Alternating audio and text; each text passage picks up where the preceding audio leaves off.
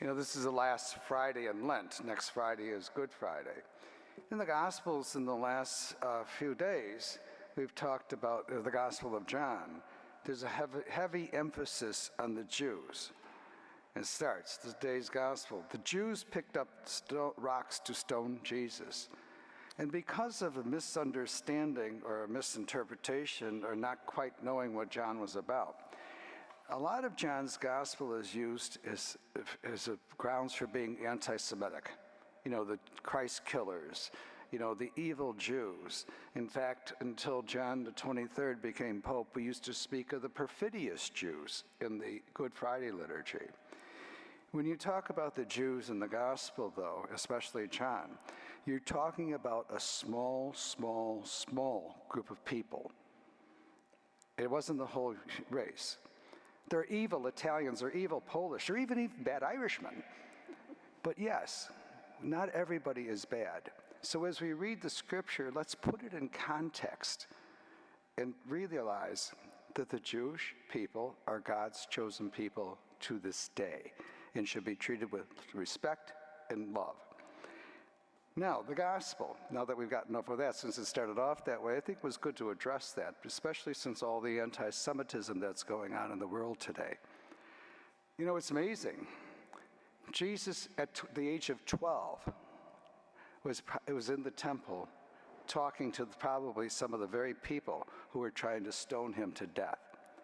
Because he was young and probably naive in their eyes, they listened to him with great honor. Yet today, he's threatening them because he is God, he is the Messiah, and they refuse to believe. They refuse to remember what he taught them when he was 12. They refuse to understand all the good he has done, raising Lazarus from the dead. They had to know that Lazarus was raised from the dead. He had to know all the good works he did, but they were threatened. They were threatened because he was doing things that they didn't do and wouldn't do. And that's always a problem. When somebody does good, there are always jealous people who try to bring them down. But in today's Gospels, Jesus is too clever for them, and he gets away. But eventually he will surrender himself to the authority and be crucified on a cross. But they still didn't win because he rose from the dead. So let us be a people who are opened, again, as I continually say, to where the Lord is leading us, and not be jealous of other people's gifts and talents or their ability to break open the Word with great joy. Thank you for joining us today. Our digital ministry provides a valuable service to parishioners and visitors alike.